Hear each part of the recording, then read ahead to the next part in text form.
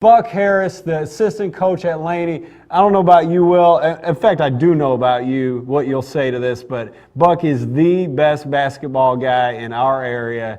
Great to have him on, and what a great favor he did. He went out to his alma mater, well, he went to Lakeside High School to see Lakeside play his alma mater, Westside, your alma mater, Westside. And Buck, can you hear me?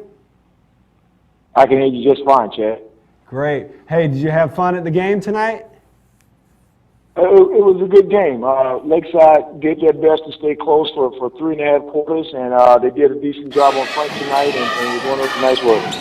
Frank didn't make a lot of shots, but he willed his team to win anyway. Okay. You know, one thing I've been a little bit interested in and a little bit surprised by this year is Quentin Phillips, number 40 for Westside, sophomore. I'd say probably 6'2", 6'3". Did he continue his good play tonight?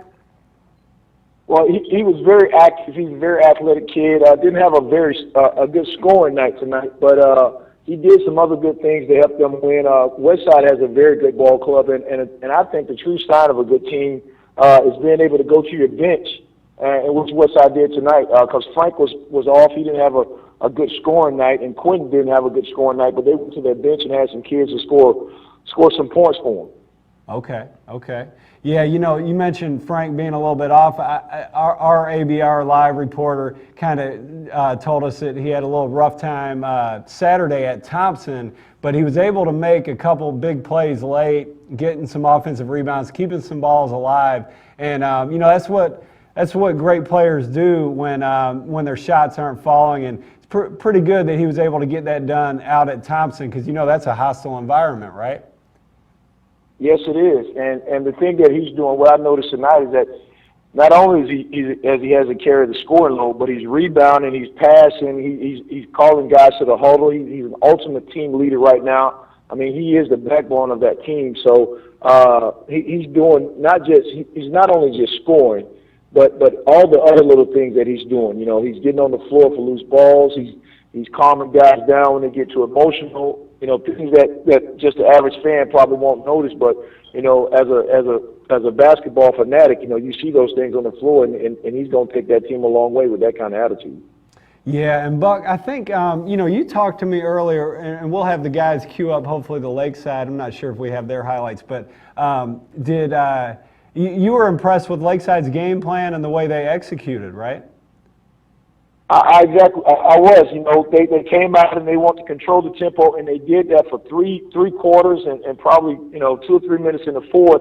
The game was nipped and tucked, you know, 2-3 points the whole time. I think Lakeside might have led for the first 3 quarters, and then Frank hit a 3-point basket and got fouled.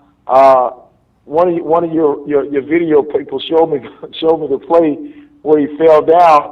There it is right there, but he did get fouled. But I call him Oscar now because he does a hell of a job of acting. Yes, he does. But once he made that play, the whole game changed. Okay. Yeah, you're right. He does go down on that 3-ball a little bit. Now, hey, before we let Buck go, do you want to ask him anything about his squad? They had a great weekend, 2 wins over Savannah High School and Beach High School. Would you like to talk to him about the Laney squad? Definitely. I got down there to see him on Friday night, and one of the things I noticed right away is just, Buck, it seems like your young kids are growing up. Would you agree with that? Yeah, you know, they don't have a choice, Will. You know, we'll stick them in there. You know, we don't really, if you can play, we're going to play you. You know, no matter if you're in the 9th grade, 10th grade, or whatever. And that's just been our philosophy down in Laney, that, you know, we're going to put the best players on the floor no matter what time it is, especially right now, because we look at this as a preseason type thing, and we want to just make sure those kids are getting better by the time January gets here, and we're molding and growing as a team. So, you know, defensively is something that we try to hang our hats on, and those young kids have come in and done that. Okay. Seems like Quentin Hall is starting to buy into what you guys want him to do as well. He had a big night when I was down there Friday. Yeah, you know, Quinn is a capable scorer. He's always been able to score the basketball, and we need him to rebound effectively as well in order for us to have a good team. But he's starting to accept a little bit more responsibility as far as being a team leader. But you know, he's definitely a scorer. You know, he can put the ball in the hole, and he's a tough kid. Yeah. With this size and athleticism, I would really like to see him just be a lockdown defender. I think he could really give a lot of high school guys problems.